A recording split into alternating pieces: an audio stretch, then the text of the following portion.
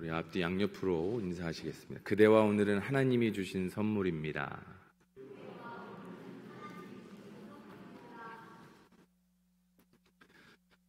남유다왕 히스기야는 25세 때 왕위에 오릅니다. 그리고 29년간 통치를 하죠. 이 히스기야의 삶을 가만히 들여다보면 다윗과 비슷한 점이 있어요. 근데 그 비슷한 점이 어떤 부분이냐면 하나님이 가장 좋아하시는 부분이 닮았습니다. 그 부분이 무엇이냐? 오늘 말씀을 통해 함께 나누실 텐데요. 히스기야가 왕위에 오른 뒤에 첫 번째 하는 하나님 보시기에 기쁨의 일이 무엇이냐면 하나님의 전에 성전의 문을 열고 성전 문을 고치고 또 그 안에 있는 아세라 목상을 찍어버리고 성전을 성결하게 합니다. 또 흩어져 있는 레위인들을 다 모아서 하나님 앞에 온전히 다시 예배의 제단을 쌓고 성결하게 나아가기 위해 성전 청결뿐만 아니라 또 유월절을 지키라 명하고 유월절까지 지켜 나아갑니다. 하나님 앞에 왕위로 입은 또 세워진 히스기야가 첫 번째 하는 게 바로 하나님 앞에 예배를 세우는 일이었고 본인의 예배뿐만 아니라 민족이 다시 하나님 앞에 세워져 나아가매 말씀 앞에 돌아가매 앞장섰던 히스기야의 모습을 볼 수 있습니다. 뿐만 아니라 많은 침공들도 있었는데요. 대표적으로 아수르의 사네립이 침공했을 때도 마찬가지로 하나님 앞에 섰는데요. 하나님께서 지켜주심으로 말미암아 이 전쟁 또한 승리하게 됩니다. 단편적으로 아수르 사네립이 침공했을 때 기혼샘, 예루살렘을 중심으로 많은 샘이 있습니다. 예루살렘 사람들이, 이스라엘 백성들이, 유다 사람들이 먹으면서 생활할 수 있는 중요한 물줄기 가운데 하나인데요. 아수르 왕 사네립이 쳐들어와서 이 물줄기를 차단하고 그들이 먹게 되면 장기간의 전투로 가면 질 수밖에 없는 싸움인데 히스기야 때에 땅굴을 파요. 그래서 그 물줄기를 지하를 통해서 서쪽으로, 예루살렘 서쪽으로, 요단 서쪽으로 돌릴 수 있도록, 그래서 그 승리할 수 있도록 하나님께서 지혜를 주시기도 하죠. 근데 이 모든 과정을 가만히 바라보면 오늘 본문의 말씀에서도 나오지만 하나님께서 구원하여 주셨다, 또 존귀케 하셨다, 형통하게 하셨다, 참 좋은 말들이 나옵니다. 하나님께서 역사하셨기에 전쟁에서도 승리하고 또 지혜도 있고 하나님을 찬양하는 예배의 모습들도 볼 수 있습니다. 역대하에 나오는 히스기야의 말씀은 열왕기상에서도 나오고 이사야 말씀에서도 동일하게 이 히스기야 말씀을 찾아볼 수 있습니다. 그런데 중요한 건 뭐냐면 조금 전에 제가 말씀드렸던 것처럼 다윗을 하나님께서 예쁘게 여기셨는데요. 히스기야도 닮은 점이 있어요. 그래서 이 히스기야를 이야기할 때 다윗을 언급합니다. 역대하 29장 2절 말씀 함께 우리 봉독하시겠습니다. 히스기야가 그의 조상 다윗의 모든 행실과 같이 여호와 보시기에 정직하게 행하여. 여기서 중요한 게 뭐냐면 다윗이라는 사람을 끄집어낸 거예요. 이스라엘에서 하나님 앞에 기쁨이 되는 역대 왕들 중에 가장 기뻐하고 손꼽는 그 다윗을 히스기야와 같이 히스기야를 그 위로 올려놓고 비교한다라는 거예요. 다윗의 모든 행실과, 다시 띄워주세요. 행실과 같이 여호와 보시기에 정직하게 행하여. 근데 이 여호와 보시기에 정직하게 행하여, 정말 중요한 게 뭐냐면 우리가 생각할 때 이 정직이 처음부터 끝까지 지키는 정직이 아니라는 거예요. 우리가 생각할 때 정직은 처음부터 끝까지 행하면 착한 일을, 옳음을 끝까지 가지고 가는 것 같지만 그게 아니라 가다가 잘못할 수 있어요. 죄를 지을 수 있어요. 실수할 수 있어요. 그런데 중요한 하나님의 은혜는 뭐냐면 다시 회개하고 돌아가는 거예요. 하나님 앞에 나의 잘못을 고백하고 돌아가는 것. 하나님 보시기에 정직하였더라는 그 모습이에요. 죄를 안 짓는 게 정직한 게 아니라 짓고 무너졌을 때 다시 하나님 앞에 돌아올 수 있는 것, 다시 돌아오는 것, 그걸 하나님은 정직하다라고 말씀하시고 바라본다라는 거예요. 오늘 본문에서 22절의 말씀은 보지 않고 저희가 24절의 말씀 봤을 때 24절에 그때에 히스기야가 병들어 죽게 되었으므로 나오는데, 그때가 언제냐면 22절의 말씀 보시겠습니다. 이와 같이 여호와께서 히스기야와 예루살렘 주민을 아수르 왕 사네립의 손과 모든 적국의 손에서 구원하여 내사 사면으로 보호하시매, 여러 사람이 예물을 가지고 예루살렘에 와서 여호와께 드리고 또 보물을 유다 왕 히스기야에게 드린지라. 이후부터 히스기야가 모든 나라의 눈에 존귀하게 되었더라. 사네립의 침공 가운데서도 하나님께서 이들을 구원하여 내시고 사면으로 보호하여 주셨대요. 뿐만 아니라 히스기야에게 많은 예물들이 들어옵니다. 또 많은 나라들의 존중을 받아요. 그래서 존귀하게 됐대요. 얼마나 행복한 때입니까? 전쟁에서도 승리하고 존중을 받고 존귀 여김을 받는 그때의 24절이죠. 히스기야가 병들어 죽게 되었으므로. 가장 좋을 때 아닙니까? 가장 행복할 때 아닐까요? 그때 히스기야가 뭘 하냐면, 죽게 되었을 때 역대의 말씀에 나오지 않지만 열왕기 하로 들어가면, 열왕기하 20장으로 또 들어가면 나오는 말씀이 뭐냐면, 히스기야가 병들어 죽게 되었을 때 벽을 바라보고 통곡하면서 기도해요. 그래서 하나님께서 이때 이사야를 통해서 내가 너를 3일 후에 낫게 하고 3일 후에 성전으로 올라갈 수 있게 하겠다, 15년을 더 살 수 있게 하겠다 라고 했더니 히스기야가 요구해요. 이 표징을 저에게 주십시오. 그래서 해시계를 10도 뒤로 물러가게 하는 표징을 주시지요. 중요한 건 뭐냐면, 조금 전에 말씀드렸던 것처럼 왜 병들었을까요? 가장 좋을 때에 병들어서, 히스기야가 가장 좋을 이때라서 죽게 되었을 때에 그게 슬퍼서 벽을 바라보고 울었을까요? 25절의 말씀 같이 봉독하시겠습니다. 25절, 26절 봉독합니다. 시작. 히스기야가 마음이 교만하여 그 받은 은혜를 보답하지 아니하므로 진노가 그와 유다와 예루살렘에 내리게 되었더니, 히스기야가 마음의 교만함을 뉘우치고 예루살렘 주민들도 그와 같이 하였으므로 여호와의 진노가 히스기야의 생전에는 그들에게 내리지 아니하리라. 가장 좋을 때이긴 하지만 살펴보면 가장 교만해질 수 있는 시기예요. 그래서 그가 병든 이유가 뭐냐면 25절에 나오는 거예요. 히스기야가 24절에 병들어 죽게 되었으므로, 이유는 히스기야가 마음이 교만하여 그 받은 은혜를 보답하지 아니하므로, 감사해하지 아니하므로. 그런데요, 이 상황이 됐을 때 히스기야가 하나님 앞에 벽을 바라보고 통곡하고 울며 기도해요. 마음을 돌이켜요. 누구 앞에요? 하나님 앞에. 우리가 가져야 될 철저히, 우리가 가져야 될 신앙은 뭐냐면, 굳건한 믿음 좋아요. 흔들리지 않는 믿음 좋습니다. 하나님만 바라보고 나아가는 믿음 좋아요. 그런데 단 한 번도 흔들리지 않으신 적 있으십니까? 저는 없습니다. 저는 부족해서 그런지 매일 흔들립니다. 키가 커서 그런지 더 잘 흔들리는 것 같습니다. 나약해서도 그렇고요. 정말 잘 흔들려요. 정말 그럴 때마다 나약하구나를 느껴요. 정말 교만하구나를 느껴요. 마치 하나님이 주시는 지혜를 내가 잘해서 내가 잘한 것 마냥. 또 어느 때는 그것조차도 깨닫지 못할 때도 있어요. 어느 날 기도하다가 뒤통수 맞은 것처럼 번뜩일 때도 있어요. 그런데 감사한 것은 그렇게 깨달을 수 있어서 감사한 거예요.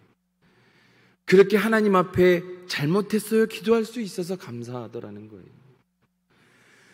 그렇게 감사하며 기도할 수 있기에, 하나님 품을 벗어나지 않을 수 있기에 감사하더라는 거예요. 사랑하는 성도 여러분, 우리가 하나님 앞에 나아가는 것은 흔들리지 않는 믿음이 아니라, 주저앉지 않는 믿음이 아니라, 주저앉았을 때에, 흔들렸을 때에, 넘어졌을 때에, 그때에도 하나님을 바라보는 그것이 하나님이 보시기에 정직한 모습이고 하나님이 기뻐 받으시는 모습인 줄 기억하시기 바랍니다. 그래서 하나님이 우리에게 원하시는 거예요. 근데 우리는 늘 착각해요. 안 넘어지려고, 되도록이면 굳건하게 서려고, 그게 우리의 믿음이 단단한 것처럼 생각하지만 절대 그러지 않습니다.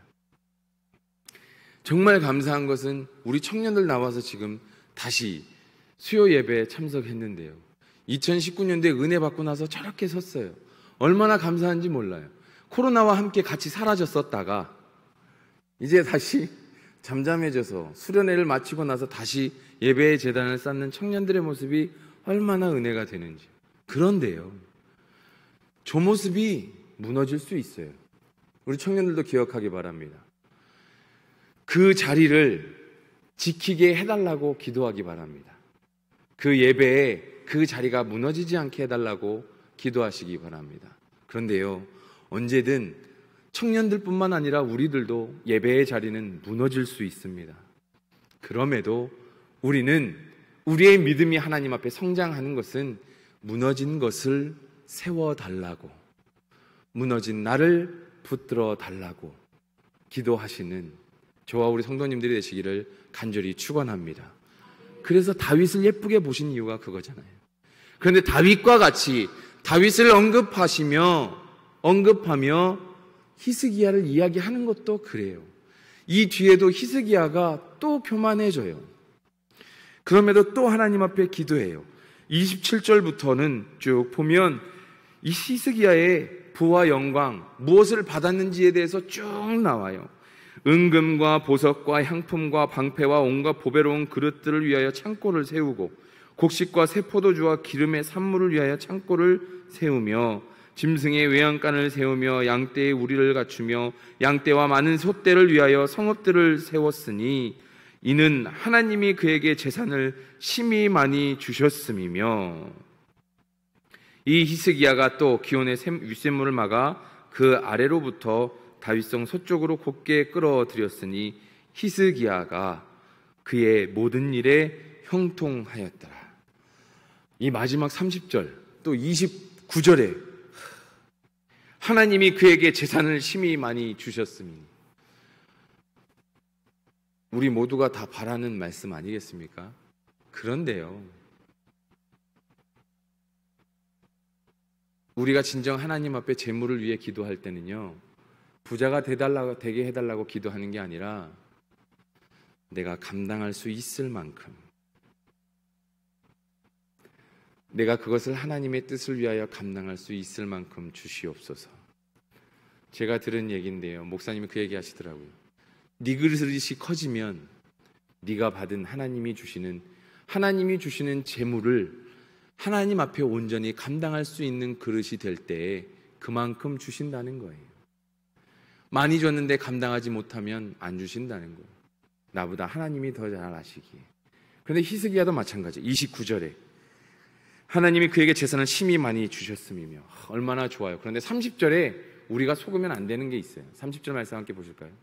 히스기야가 그의 모든 일에 형통하였더라. 중요한 건 뭐냐면 히스기야가 그의 모든 일에 형통하였더라. 히스기야가 나타나면 안 돼요. 하나님의 은혜로 그의 모든 일에 형통하였더라가 되어야 돼요. 그런데 여기에서 본문에서 히스기야를 넣은 이유는 자기를 드러냄이에요. 그래서 바벨론에서 사신을 보냅니다. 바벨론 왕이 사신을 보냈을 때에 히스기야가 죽게 되었는데 다시 살아났다 함을 듣고서 이 이적을 듣고 싶은 거예요. 그래서 사신을 보냈어요. 그런데 이 사신이 갔더니 히스기야가 뭐라고 얘기하냐면 이적이라고 얘기해요. 하나님의 영광을 드러내고 하나님의 역사하심을 드러내는 게 아니라 그냥 이적이라고 이야기해요. 말은 하지만 자신을 나타내요. 그러면서 그 뒤에 뭘 나타내냐면 창고를 열어주며 여기에 있는 모든 것들을 자랑해요. 보여줘요. 그래서 이사야가 얘기하죠. 그게 다 빼앗기게 될 것이라고. 북으로 가게 될 것이라고.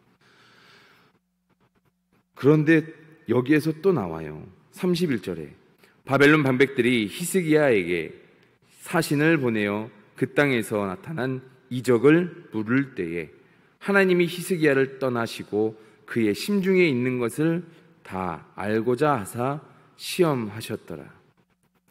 히스기야의 지금 이 시점에 와서 그의 마음이 무엇일까 바라보신다라는 거예요.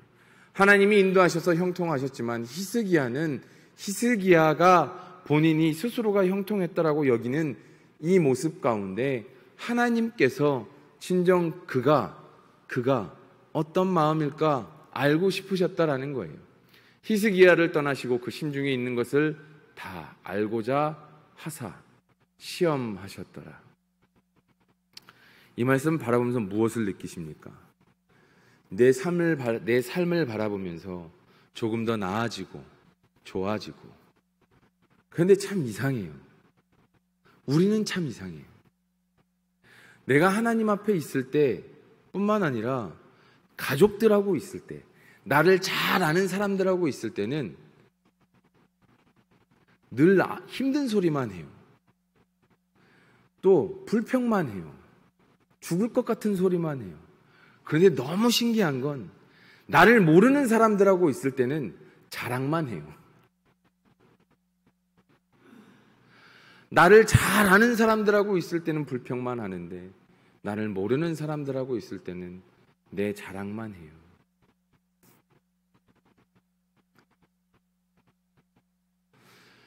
사랑하는 성도 여러분, 우리가 진정으로 하나님 앞에 서야 될 것은 나를 잘 모르는 사람들과 그 사람들과 하나님 앞에 관계를 쌓고 맺어갈 때, 우리가 나타내야 할 때 내가 내 자랑을 하면 그들과 함께 할 수 없어요. 우리가 자랑할 건 나를 자랑하는 것이 아니라 하나님을 자랑해야 돼요. 내가 자랑하는 하나님으로 말미암아 나를 잘 모르는 사람이 위로를 받고 힘을 얻고 기쁨을 얻을 수 있음을 기억하시기 바랍니다. 그게 우리의 기쁨이 돼야 돼요. 그게 우리의 복음이 돼야 돼요. 그런데 우리는 가끔 하나님을 믿지만, 저도 그래요. 가끔 저도 얘기하는 거 보면 내가 뭘 얘기하고 있나 싶을 때도 있어요. 하나님을 얘기하지 않고 있고 어먼소리 하고 있는 저를 바라볼 때도 있어요. 그럴 때마다 집에 가서 여기다 재갈을 물릴 수도 없고, 제가 요즘에 다짐하는 게 있어요. 요만한 책받침을 잘라서 입술에 물고 있을까? 하루 종일 말을 하지 않을까? 가끔 제가 제 입술을 보면 참 목사인지 동네 아저씨인지 부끄러울 때가 참 많아요. 오늘 본문의 말씀이 참 저에게 와닿는 말씀이에요. 묵상하는데 그렇더라고요. 우리의 삶이 늘 반복이 돼요. 그럼에도 감사한 것은 그런 내 모습을 볼 수 있게 해주시고 깨달을 수 있게 해주시는 그 하나님이 얼마나 감사한지요. 사랑하는 성도 여러분, 하나님이 기뻐하시는 모습은 무너지지 않는 모습이 아니라 언제라도 무너질 수 있을 때에 그렇게 무너질 수 있기에 우리는 사람이고 인간이라는 것을 기억하고, 그래서 나약함을 기억하고 우리를 창조하시고 붙드시는 하나님 앞에 나오기를 바라며 원하시며, 그것을 가장 기뻐하시는 하나님이심을 기억하시는 저와 우리 성도님들이 되시기를 간절히 축원합니다. 마지막 32절에 히스기야가 그의 조상들과 함께 누움에 온 유다와 예루살렘 주민이 그를 다윗 자손의 묘실 중 높은 곳에 장사하여 그의 죽음에 그에게 경의를 표하였더라. 높은 곳에 장사하고 경의를 표하였더라가 우리에겐 중요한 게 아니에요. 높은 곳이 중요한 게 아니에요. 다윗의 자손의 묘실 안에서 그의 삶이 복음으로 나타낼 수 있음을 인정받았고 본이 되었다라는 거예요. 우리의 삶의 모습이 그렇게 되기를 간절히 축원합니다. 사랑하는 성도 여러분, 말씀을 맺고자 합니다. 우리의 삶은요, 늘 은혜가 넘치는 삶입니다. 지난 주일 예배가 끝나고 집에 가서 이렇게 앉아있는데 미소가 많이 사라진 제 얼굴을 깨닫게 돼요. 요즘도 많이 느끼지만 옛날에는 거울 보고도 웃는 연습도 많이 하고 참 많이 웃었는데 잘 웃지 않는 제 모습을 봐요. 그런데 TV 프로그램에서 김호영이라는 뮤지컬 배우가 나와요. 정말 농철 같아요. 좋은 일이 없는데 늘 기뻐 있고 들떠 있고 함께하는 사람들을 막 기쁘게 하고, 그때 제가 느낀 게 뭐냐면 내가 저 사람처럼 기쁘지 아니할 이유가 무엇인가? 생각해 보니까 없는 거예요. 없는데 안 웃고 있어요.